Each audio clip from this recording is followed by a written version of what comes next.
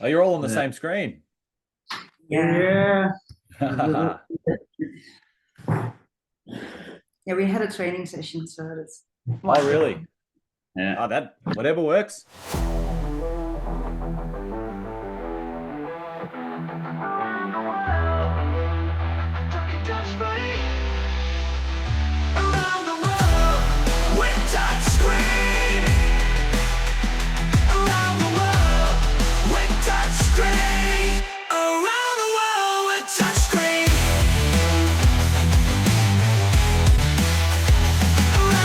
Hey guys, Tommy from Touchscreen. Welcome to another episode of Around the World, and today we are talking with the Netherlands. How you going, guys? All cramming into the one little screen for the first time. That's awesome to see.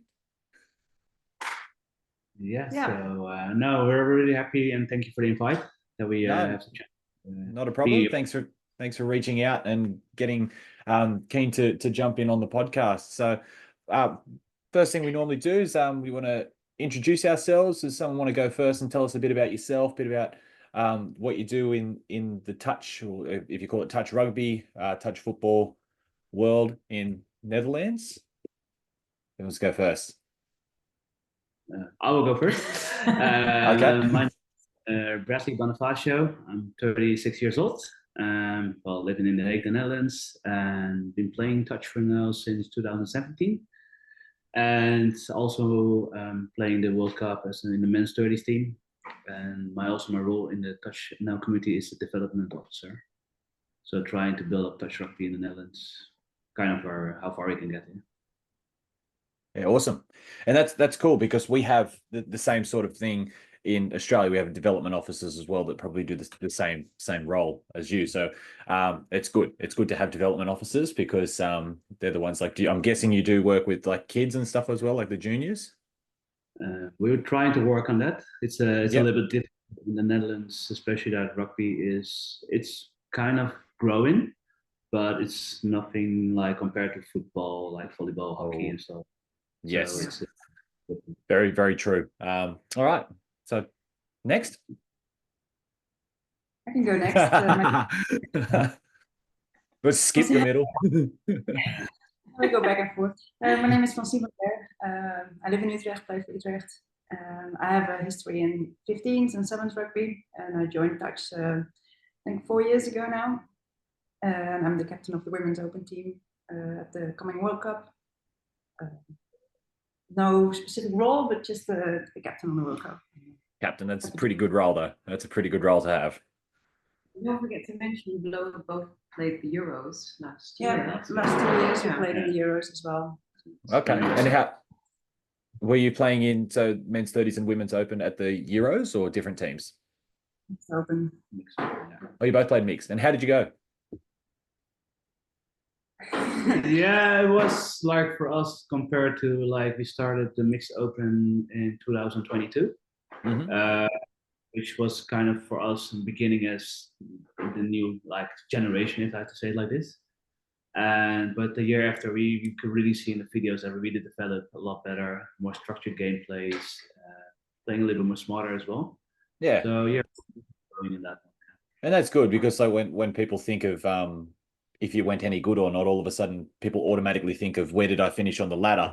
But if you've just created the team and didn't really have much preparation, and you're going up against teams that have been together for a lot of years, then it's probably going to be a bit of a process on getting up the ladder. So that's good as long as you're happy with the way your team went, considering it was a new team. Growing as a team, that was all right. Yeah. Lucky last in the middle.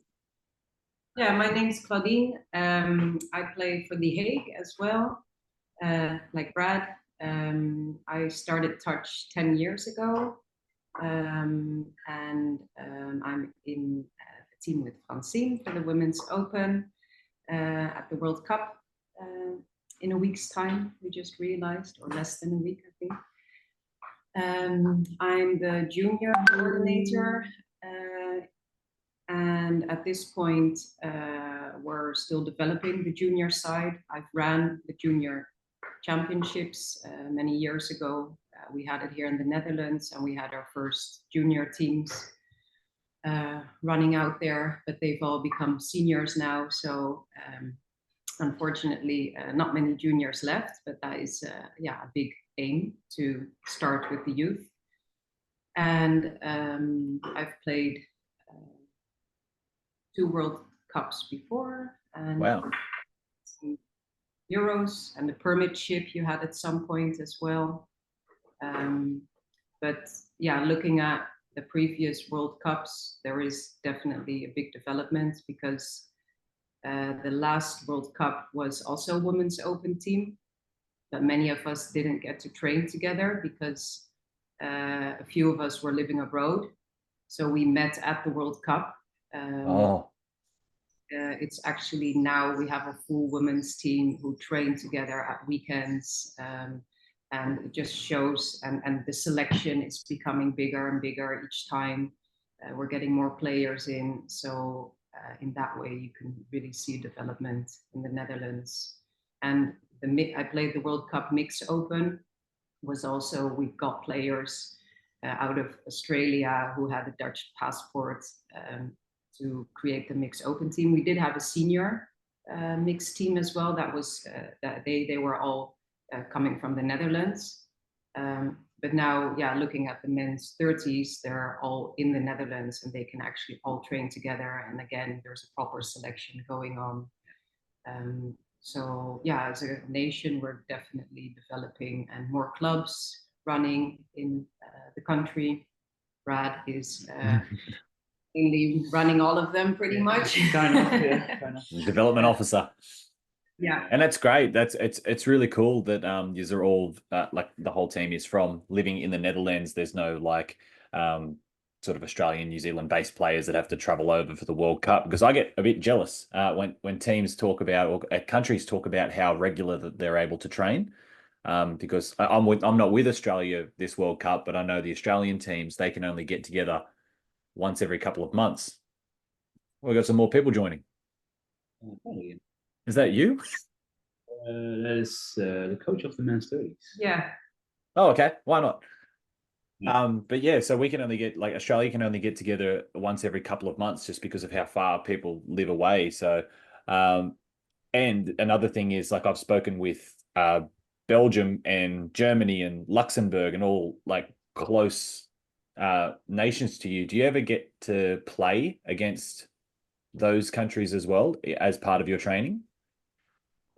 Yeah, the Belgium's always organized an international women's and men's open tournament each year. So we had one, was it April, May? April, yeah. So then the teams who are training now for the World Cup, and then they send the national teams to that tournament, whilst other tournaments are club tournaments, so you have to send your club team. But with these international, or they call it the international tournaments, I would say. Yes, Brussels men and women.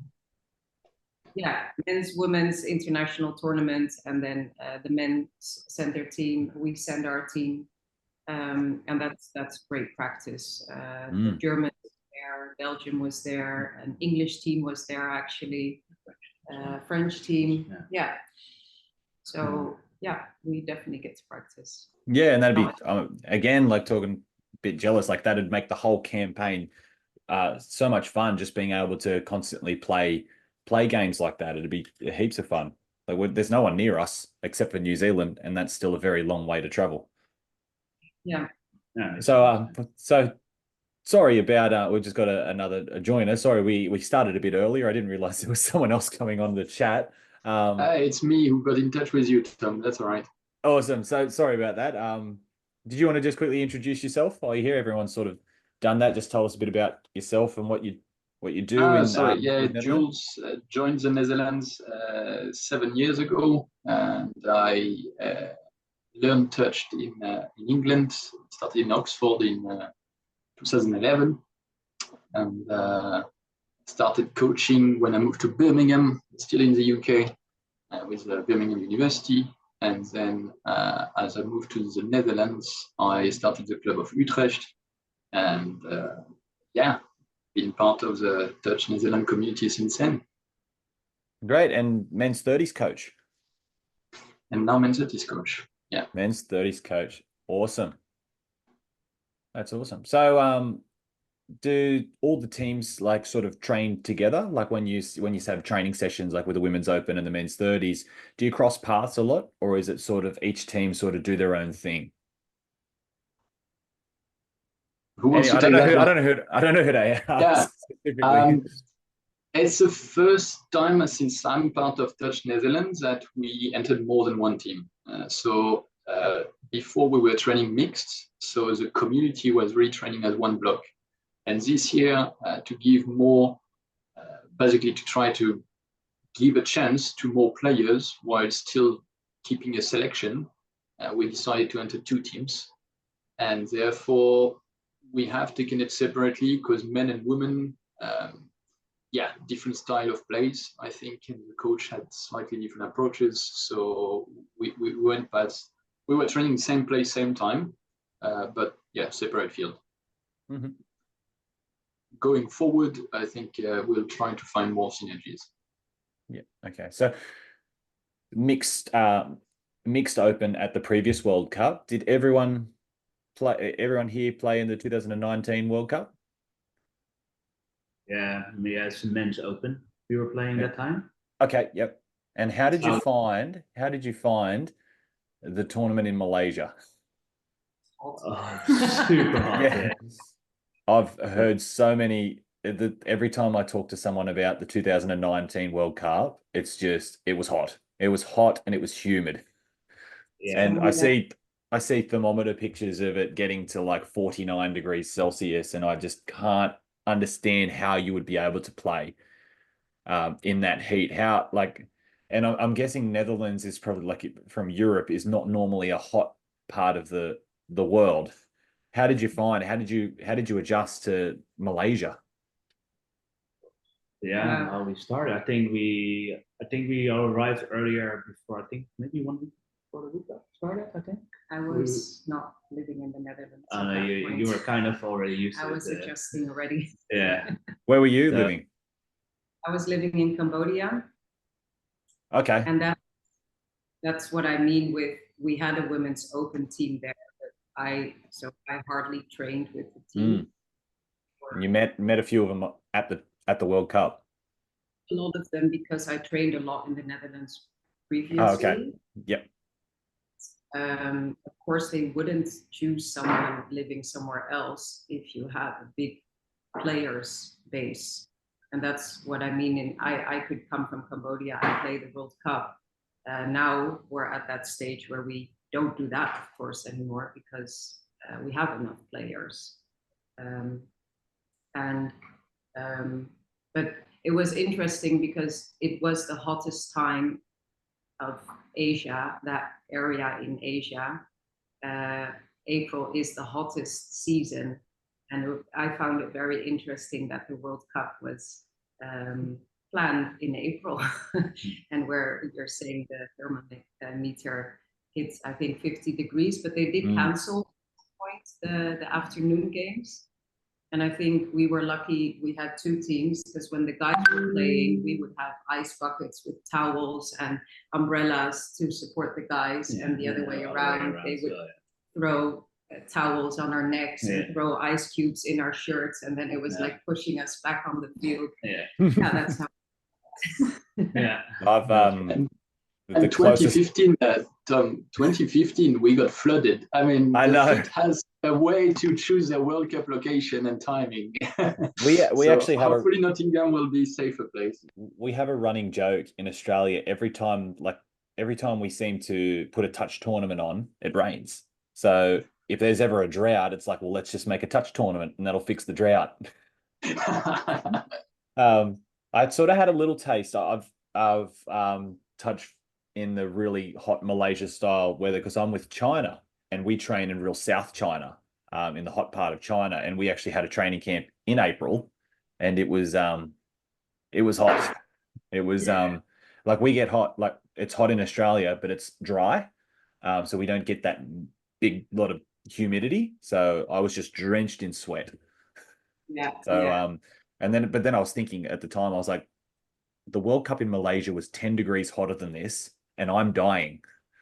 So Yeah. I take my hat off to anyone who played in that World Cup. And as you said, 2015, I was me and my friends were going to, it's a 4-hour drive, Coffs Harbour from where I live, and we were going to drive up and watch some, but we couldn't get there because the roads were flooded. Oh yeah. So if we wanted to get there, it would have been a 10-hour drive, and that was just too much. But I do remember we had a massive lot of rain right at the World Cup. Like I said, always rains at touch footy at home. Okay, so going to the yoga. I remember something like that. Seems to get ready for Malaysia. Yeah, that plan didn't work out. No. I know it's planning on training for Malaysia. I know Australia, their opens teams rented out these like aircraft hangars, these massive indoor facilities, and they just put heaters in them. So they made it really hot. Don't know how much it benefited them, but they were specifically training for hot weather because like that period of time's our winter. So yeah. I've got the men's 30. I'll bring up the women's open next, but I've got the men's 30s draw, not the draw. I've got the pools right in front of me. Where are you guys? You guys are Pool B. Yeah. Who are you looking for? Like, what game are you looking forward to? Well, I think we're really enjoying the idea of having New Zealand first. Oh, you got them first. Okay. A few of us have experienced World Cup before, but the majority of the team, I think, will be a baton of fire. And in that respect, starting with the toughest opponent is good for bad, I would say. It will be humbling. And I think after that, we can really build, right, this is a World Cup, you win it. So now take every games and deliver, make New Zealand proud and execute the game plan. So looking forward to it. There'll obviously be a tough fight against our neighbors, Belgium, one of the games. Yes, true.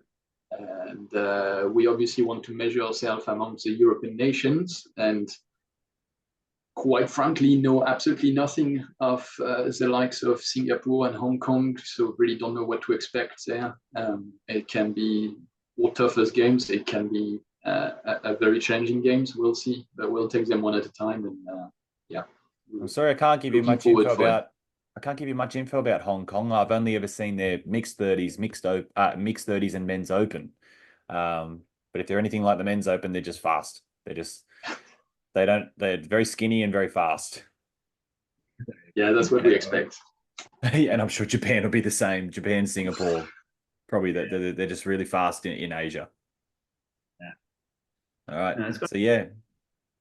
So we're playing against countries that we never play against in Europe. So we're gonna learn as well from them, like what is their style of playing. So for me, and it's probably good that you've got New Zealand first, because talking to a lot of like other people, they can find it a little bit daunting, waiting so long to play against the top ranked team in your pool, especially if you're seeing them and you might be seeing them win by a fair margin. Constantly, it's in the back of your head. Oh, we've got to play New Zealand soon. We've got to play New Zealand soon. But get it over and done with, so you can focus on the rest of the tournament. And I guess it's kind of like a bit of weight off you, if that makes sense. Absolutely.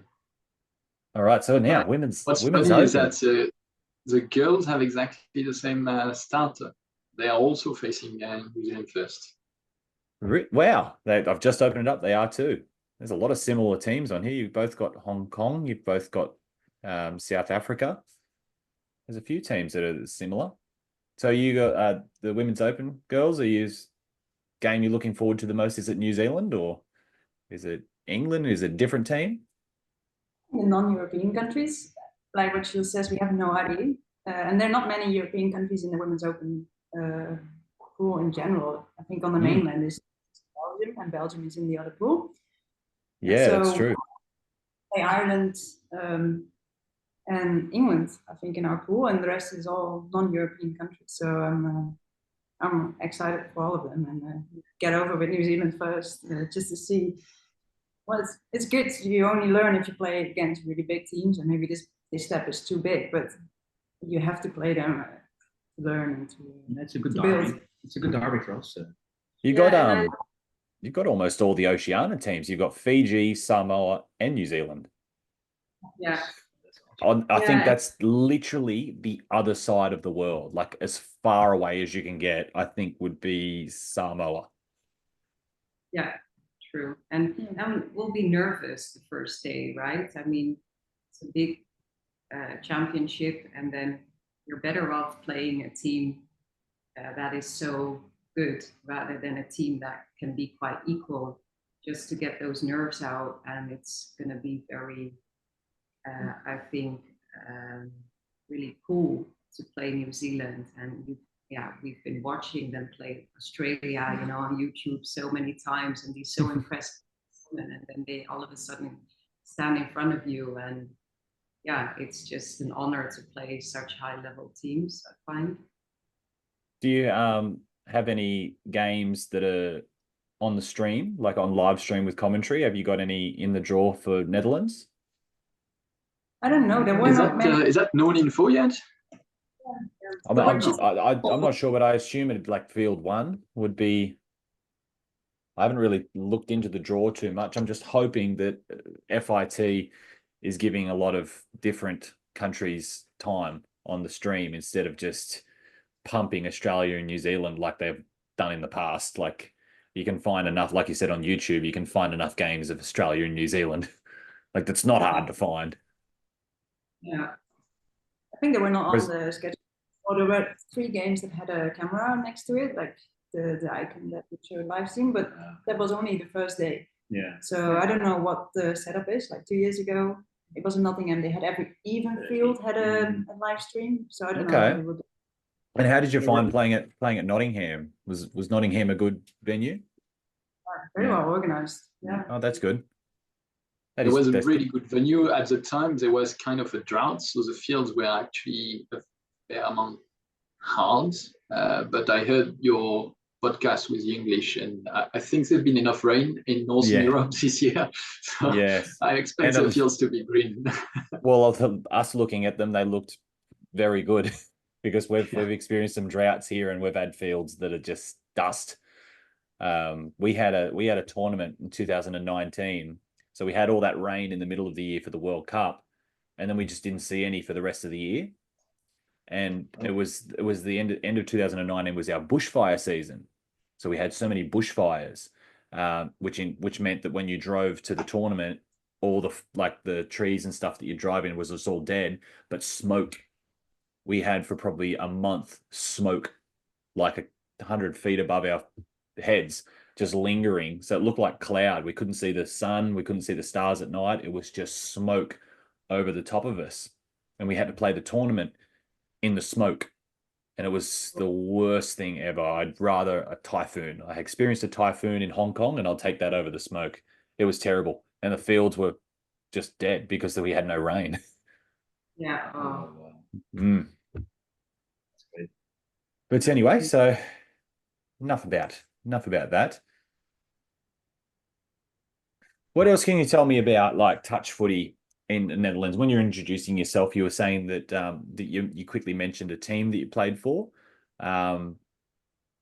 Socially, is that a social team that you mentioned? I didn't quite get the name. Social touch in Netherlands, is that like a weekly thing, or can I, like if I move there tomorrow, can I just go and join a team to play weekly? How does that work? Because a lot of people are telling me that their country has pickup touch. Is that a thing where you are? No? No, so far like how we see our social is more like we have different clubs. They organizing their social touch events with the club. Just join the team, and like in The Hague, I think there's as well in Amsterdam. There's a touch team as well, and unlike in The Hague, we have on Thursday we have a social touch, then everybody can join in, even from the rugby club. Players can join in and have fun around and just playing games together. And now for the Netherlands as well, we're starting to developing called Touch Oranje series. Mhm. That means there's a development league for all new clubs they want to try touch out. So that's basically how we can keep them introducing, exposing touch in the Netherlands and see if they like it, yes or no. And yeah, and mainly there are like union teams joining us. Mhm. So far for last year, it was a good success. We had some good, nice rounds we played at, and I think people enjoyed it as well. And yeah, we keep doing that for next year as well.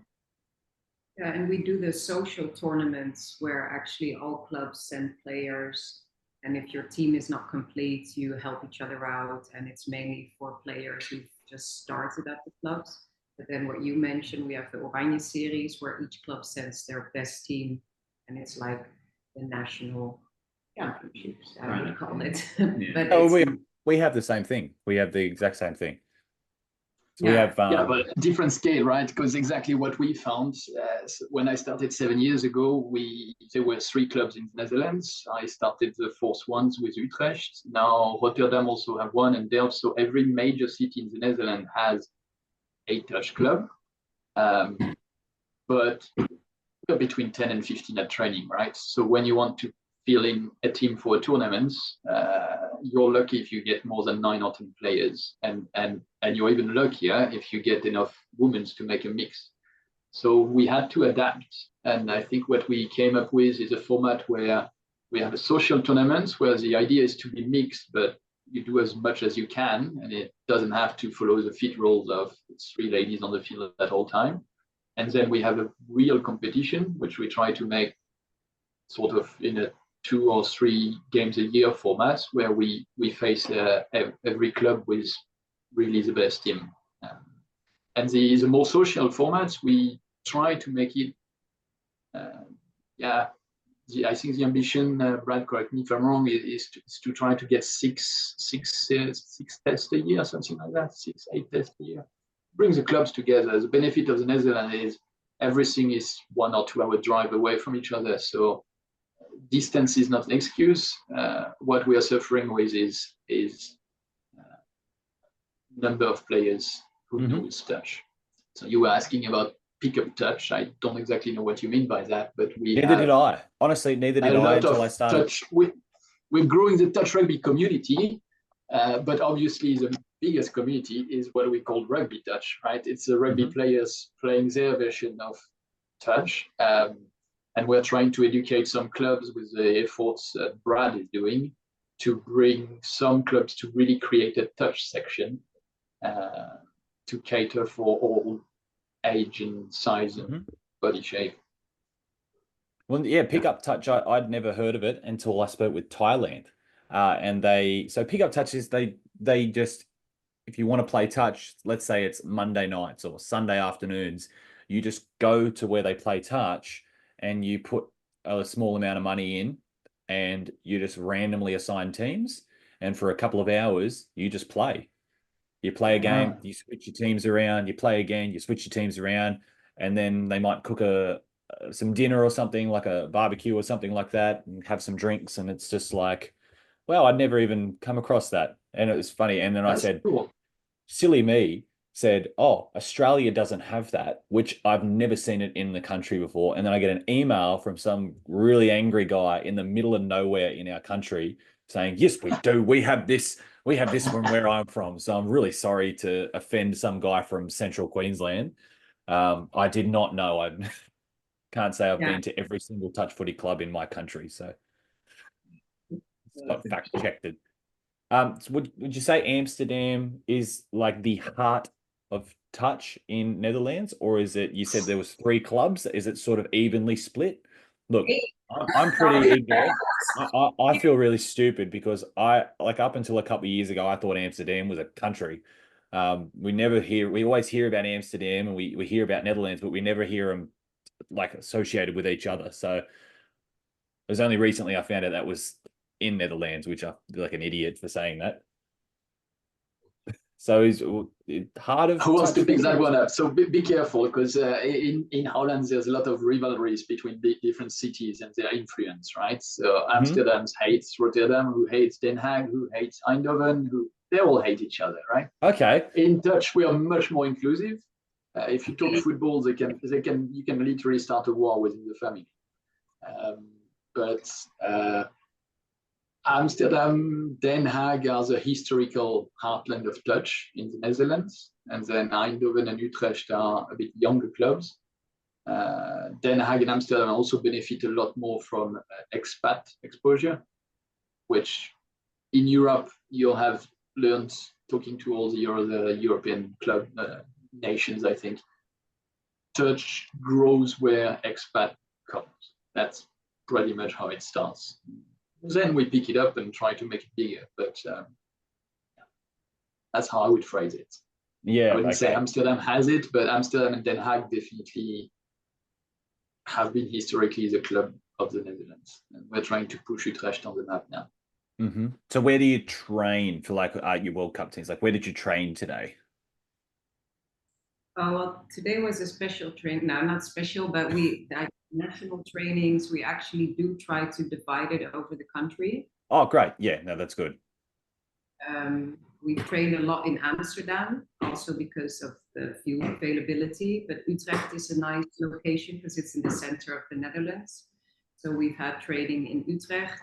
The Hague, we didn't train much, but it's also because we've just merged with the rugby club here, which is a great step forward. But because Absolutely. of that, it was a bit complicated booking the fields.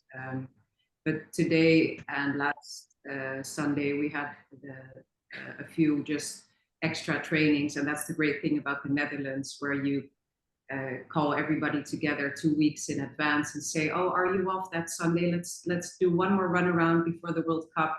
And with the women, we had like 12 women showing up because it's a 1-hour drive and everybody takes each other along. And it wasn't like mandatory national training, but if people can make it, it's great.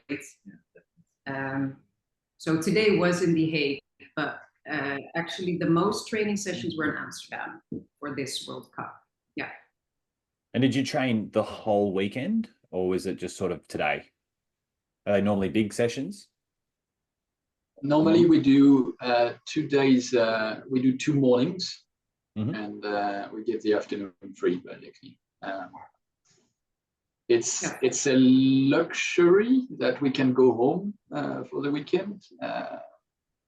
Maybe spoiler alerts, but together with Vince, the other coach of the Men 30s, we are thinking next year to make a day and a half. It's a bit more commitments, but the idea is that we can cover a bit more in-depth theories and build up a bit more of a social binding in the team by making it a longer event. Physically, I think that 2 mornings for 2 times 4 hours is much more than enough. Usually, if you're a bit drenched after that. I wonder, I try to remember how was it with Touch France in terms of intensity, but 3 blocks of 4 hours in a weekend, it's a lot. Yeah, it is. And like that's more like you talk about a tournament, and it's like, oh yeah, tournament's a whole weekend as well. Or in this case, it's a week for the World Cup, but you're only playing like 2 games a day. It's not like training where you're running for the whole day. So it's very different, a tournament to training.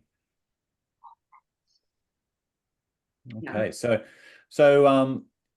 does touch exist? So I've got the map of Netherlands. I'm very prepared. The 3 cities that you mentioned are all sort of, I guess, the northeast of Netherlands. Is there any sort of touch like anywhere sort of more inland?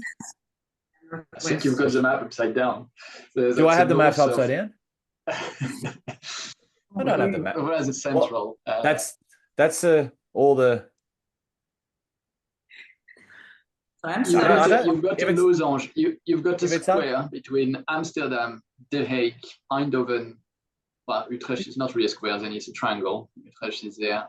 We are growing the community. Brad, take this one up. You're growing the community east sides, Nijmegen, who else? Wageningen.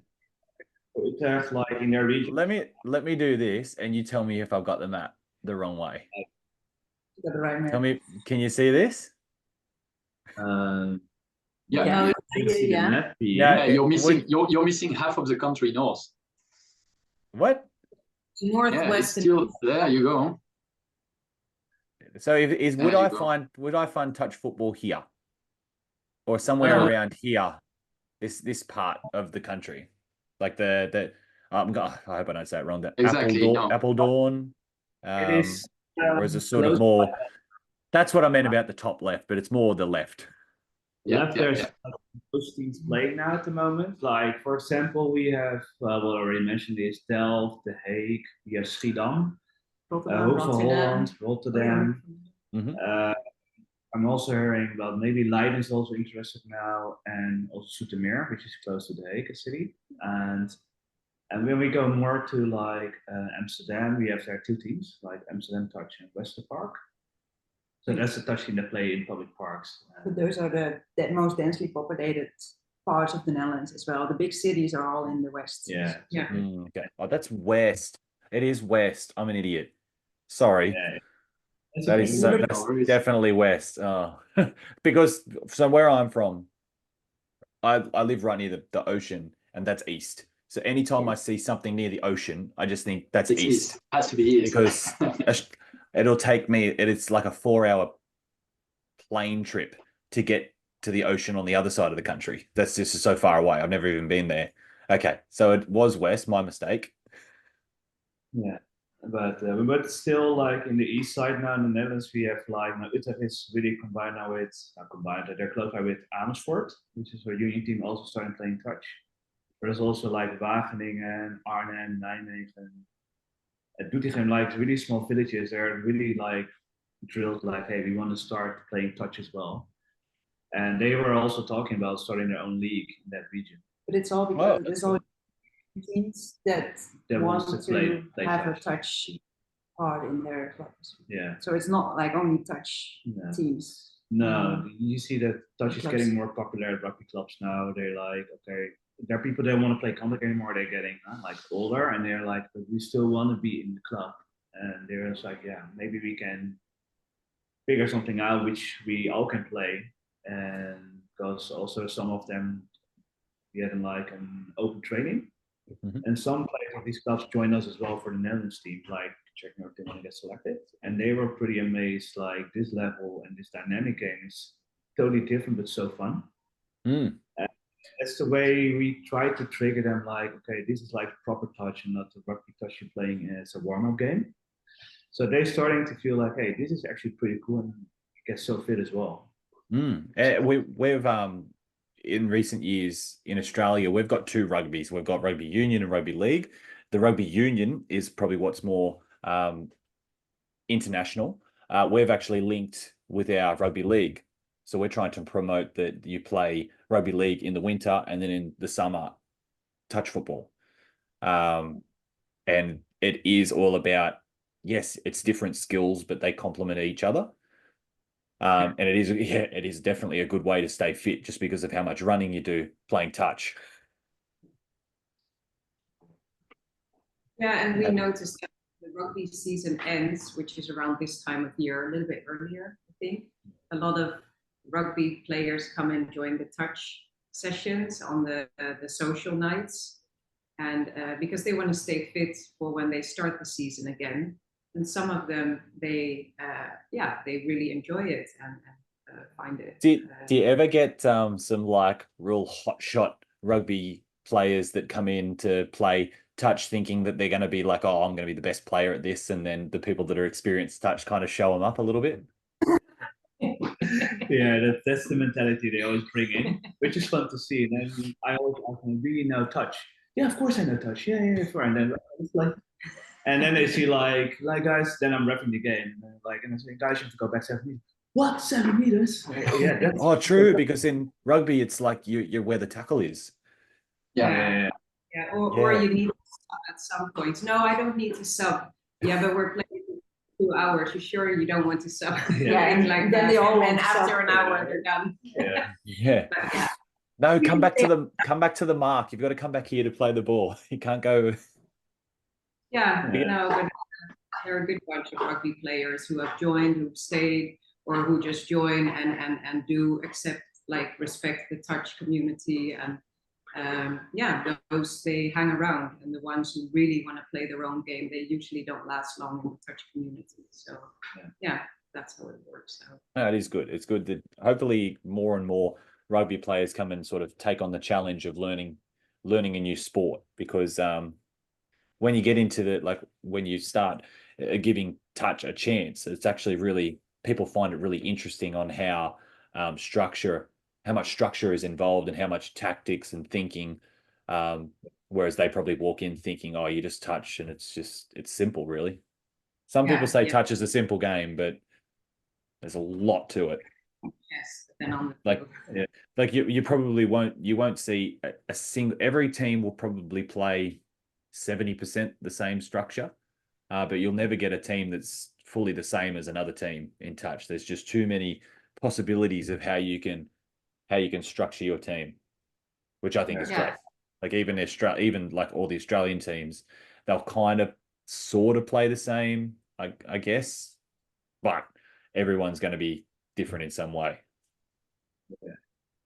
Actually, it might be a good transition to give you a huge kudos for the videos and your YouTube channel, because you're probably participating to making touch more, I don't want to say standardized, but give us a tool to get some of the basics right.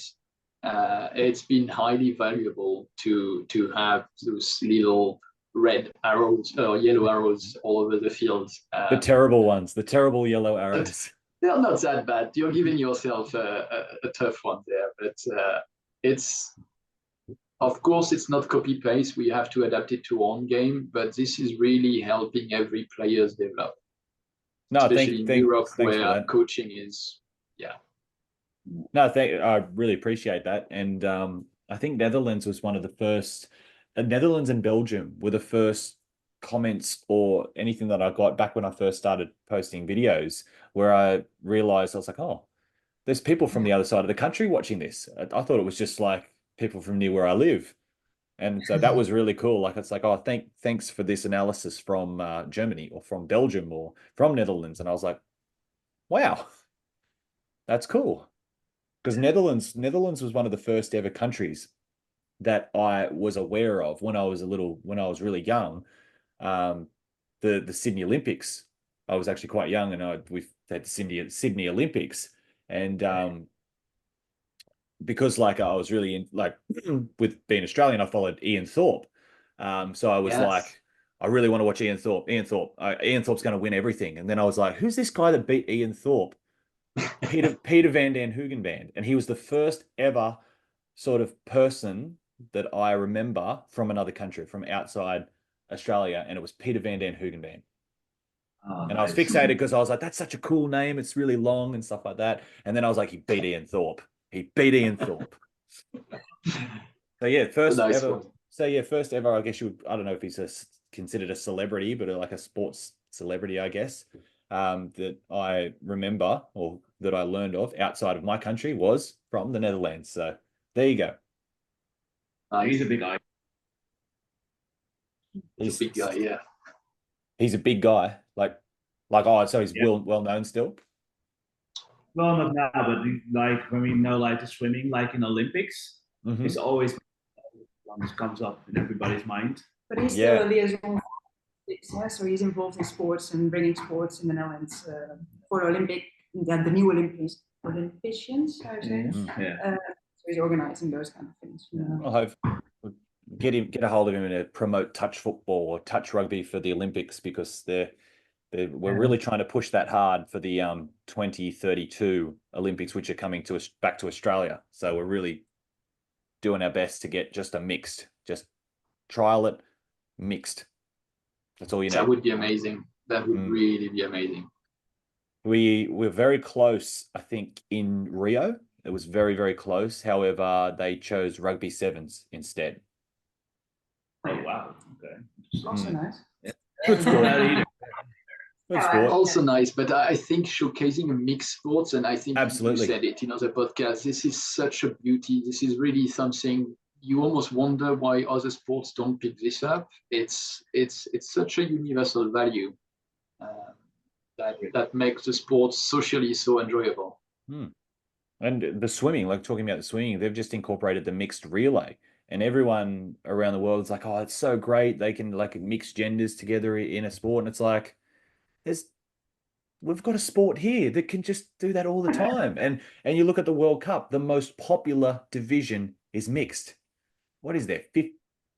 How many? 49, 39 teams or something in mixed? Okay, maybe not that. Maybe that's an exaggeration. 29 teams. Which is and some countries that really you're like, yes, there's even touch there, like Lebanon, Cayman Island. Yeah. We've got Middle East. What else did we see? Guernsey, Jersey. They're like quite small. What else did I see that was like a really, really small? Let me find the men's open. Where are you? Oh, there was one, Oman. They've actually emailed me recently. Oman. Yeah. No, I've definitely seen one where I was like, wow, I can't believe it's great to see them. I'll remember it at some stage, but yeah, now I've lost where I was thinking. You guys, right. Yeah, it's the most universal touch I think we've ever had. You've got really all continents represented. It's super exciting. Yeah, absolutely. Do you guys have any questions for me or about touch from where I'm from? I guess for me, knowing how it's common in Australia and even some people I work with have played it there, do you have the same cliche as we face here in Europe that it's a light sport compared to it's just such a soft version of rugby, and why do you play that sport? Why don't you just play normal rugby?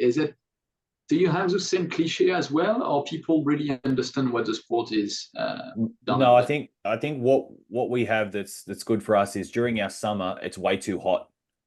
It's unsafe to play rugby, so it's not available to play for anyone. So that it's kind of like, okay, well, touch is here. Your other option is cricket. Don't get me started on cricket. And so it's really like in the winter, those players, they don't usually play as much touch because they're usually like involved. So our winter social, we've got a lot of older players that have retired from rugby. They don't play rugby anymore. So we actually have a nice tournament. It's like an over 30s style, and a lot of their kids might play as well. So, but yeah, our elite players, they play touch in the summer because there's no other sport apart from tag. We have a big rivalry with tag in Australia. That's it's getting pretty intense because they keep scheduling tournaments on the same weekend. So all the players got to choose which one you go to. Yeah. I don't like tag in the Netherlands. I think they will have their big tournament in August in Amsterdam, I think. And we know like there's a team, a coach. I'm not gonna mention. Maybe I'm a bit shaming him now, but he's the coach of the touch team in Schiedam.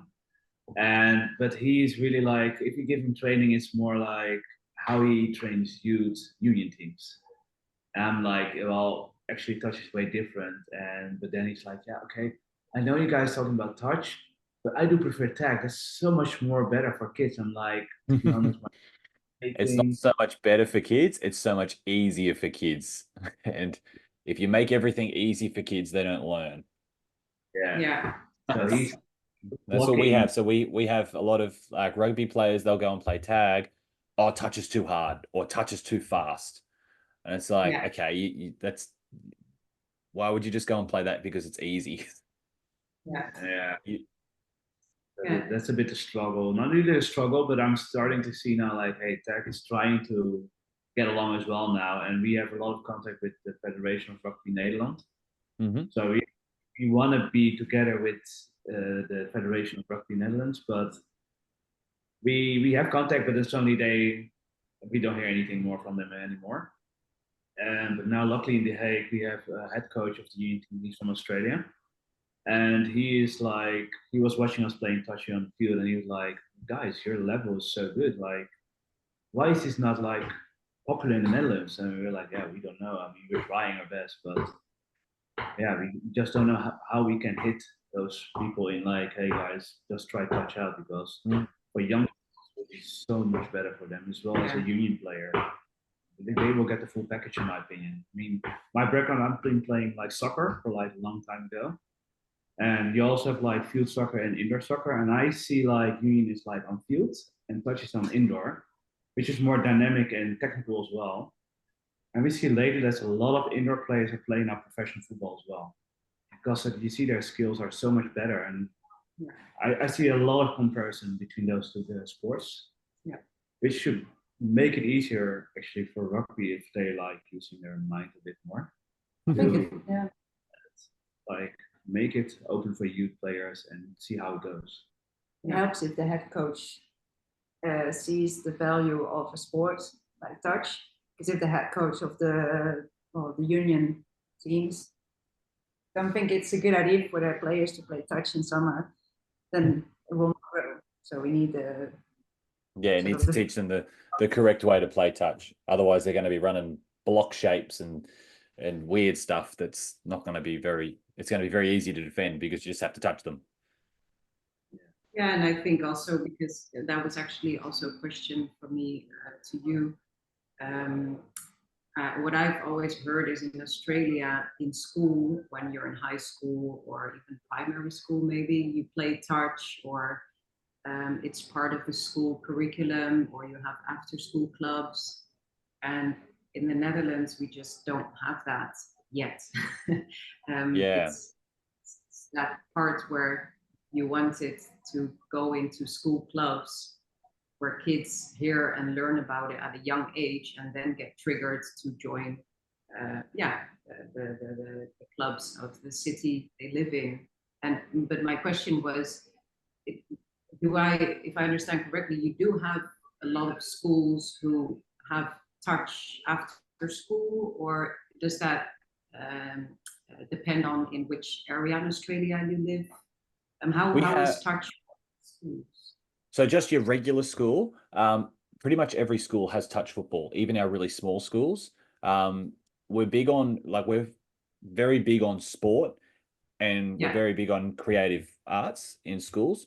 So the kids will actually miss a lot of time in school because they'll be out either playing sports or they'll be out doing sort of like musical theatre or something like that. So we're really big on that sort of stuff with schools, and touch is recognised as one of the sports in schools, along with like rugby, soccer, swimming, and athletics are the major ones. And then you've got maybe a couple of schools with like hockey and sort of the lesser known sports in Australia. But from that, we also have schools that like sporting schools that you have to be good enough at a particular sport to be selected in this school. And one of the schools near where I live is one of the sports can be touch football. And you then have before school trainings, after school trainings of touch football, or you can be there for multiple sports. So that's a sports driven school. I actually got offered a job in Sydney to be a touch football coach at a school. But I don't live near Sydney, and it would have been logistically too hard, so I had to turn it down. But yeah, so there's schools that the high up private schools or the sporting based schools, yes, they do before after training, and they actually go to play the other sporting schools. Whereas just your normal schools, like the school down the road this way, might go and play the school down the road from this way. And if you lose, you're knocked out. All the winning schools then might go play another one, and it's just you play until you lose. Yeah. Oh yeah. So yeah, but all schools pretty much have touch football. Yeah.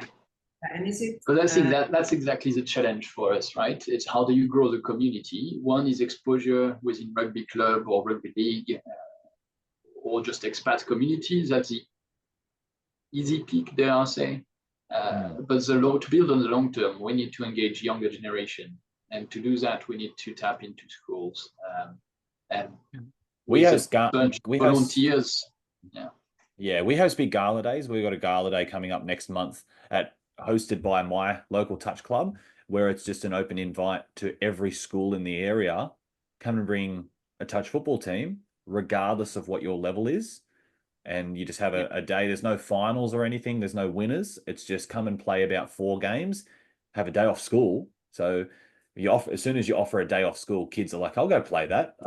It could be water polo. I'll go and play that. Doesn't matter what it is. I'll get a day off school. And then we just have to provide referees and people in a canteen, and we just have to facilitate the event. And we had to make that a primary school gala day over 2 days this year because of how big it got. And we have 11 fields. That's great. So and when everyone's there, we have signs up. It's like, come and try touch on Thursday nights and stuff like that. And like we advertise. That's how we promote. We offer a free, well, I don't know if it's free, but a big day of touch instead of going to school for the kids. And it's like, hey, you having fun? Well, come back for more. Right. So it's like when you go out to the shops and I don't know if in the Netherlands they have the free samples. The free samples, and you try that, and it's like, well, come back for more. And it's like, Dutch love the free stuff, so that always works well. The Dutch don't like to give the kids a day off of school. Yeah, and I found that the same in Asia, like being with the Chinese team and stuff like that. They're solely focused on academics. It's academics is your main focus. Anything else is secondary. So, but Dutch are very sporty. It's definitely a sporty nation, and kids do play a lot of sports. So yeah, we need to find the volunteers and find the time outside playing or self-touch to expose. And I think that's also one of our limitations here in Holland, is because we're a small community, can't do everything, right? And Brad is doing his best, but it's almost a one-man job to go and engage with rugby clubs. Clau, I know you've tried with schools. I think that's also, it's all volunteer work. So, and everybody has full-time jobs and kids and, a life outside touch.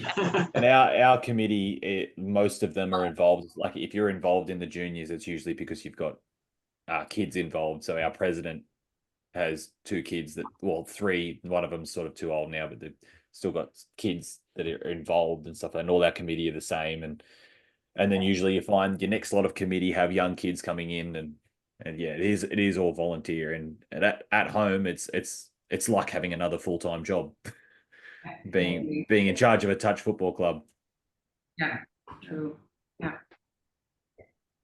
You guys have any more questions for me? Because unfortunately, I did accidentally double book tonight for me, and Spain was kind enough to push their podcast back because I said, "Oh, sorry, I've organised it with Netherlands first," and they're like, "That's all right, we'll just go a bit late." So, have you guys got anything else you want to talk about before I see you all at Nottingham?